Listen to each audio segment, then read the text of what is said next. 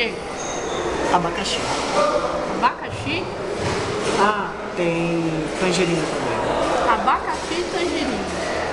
Eu acordo às 6h30 da manhã, vou estudar na FGA, uma poeira fodida. Seria essa a única coisa que tem de sobremesa? Poderia ter um pudim, Diego.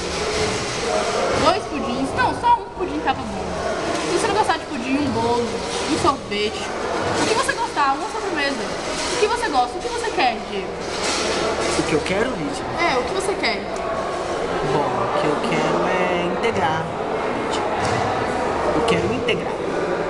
Agora note que eu não falei derivar, eu não falei fazer limite, eu não falei uma soma qualquer. Eu falei integrar. Integrar.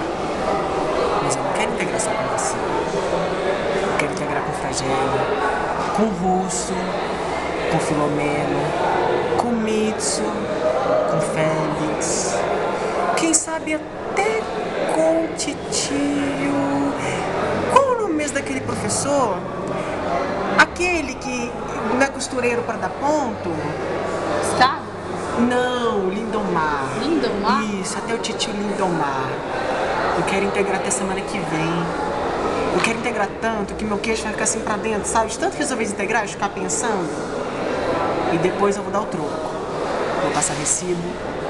Vou ser chamado para fazer projeto, avião, carro, software, depois projeto de novo. E para finalizar com tudo isso, no final do semestre, eu vou estar puído, acabado, igual o fantoche velho.